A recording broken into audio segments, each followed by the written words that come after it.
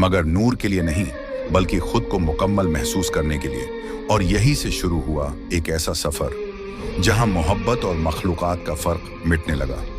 शमसी हवेली में नूर को आए कुछ ही दिन हुए थे, लेकिन कामिल की दीवानगी हर रोज बढ़ रही थी। वो हर लम्हा उसे देखता, उसके आसपास रहता, मगर दिखाई कभी ना देता। उसके इश्क का तरीका अजीब था, नूर को डराना नहीं, बल्कि मोहब्बत और राहत के जरिए झुकाना। एक रात जब नूर माँ की दवाई खरीदने के लिए रो रही थी, तभी अलमारी का दरवाजा अपने आप खुला और एक थैली जमीन पर गिरी। उसमें सोने के सिक्के थे।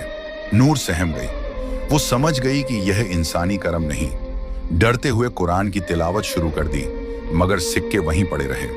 उसी रात उसे सपने में एक आवाज आई, ये तेरे लिए है नूर, बस तेरा हाँ चाहिए। तुझे और तेरी माँ को जिंदगी भर कोई तकलीफ नहीं होगी। नूर की आंखें खुलीं और उसने उसी वक्त सजदा किया।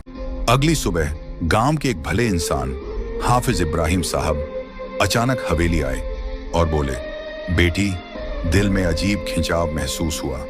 लगा कि किसी पाक रूह को मदद की जरूरत है। नूर की आंखों में आंसू आ गए। कामिल देख रहा था और अब उसकी मोहब्बत को एक नई चुनौती मिल चुकी थी, नूर का अल्लाह पर अटूट यकीन। हाफिज इब्राहिम जब हवेली पहुंचे तो नूर ने उन्हें पूरी बात बताई। सोने की थैली, सपनों में आवाजें, रेशमी चादरें और मां की दवाइयां।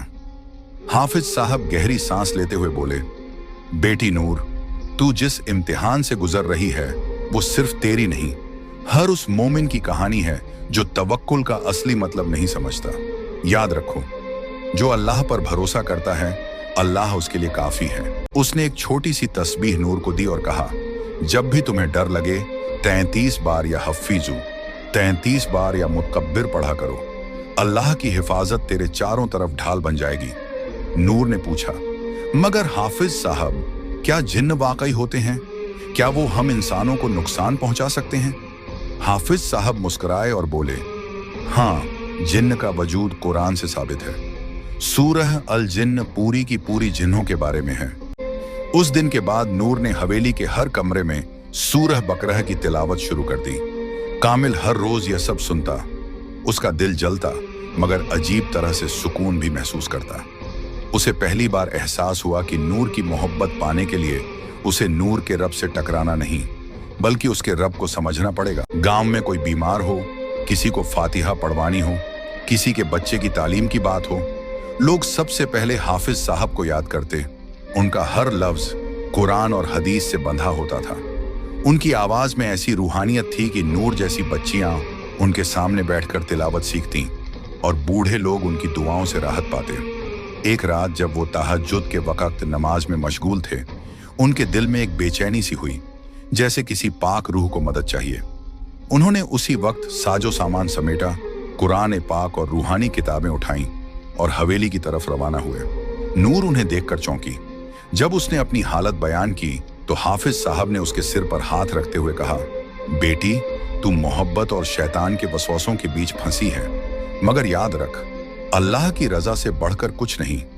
उन्होंने हवेली के हर कमरे में सूरह बकरह, आयतुल कुर्सी और सूरह जिन्न की तिलावत शुरू कर दी। हाफिज साहब ने एक पाक पानी से भरी शीशी दी, जिस पर उन्होंने 41 बार सूरह फातिहा और सूरह इखलास पढ़ी थी। उन्होंने कहा, इस पानी को हर कमरे में छिड़क देना और रात में सूरह नास, सूरह फलक और आयतुल कुर्सी जरूर पढ़ना। ये जिन्न की आग को ठंडा करती है।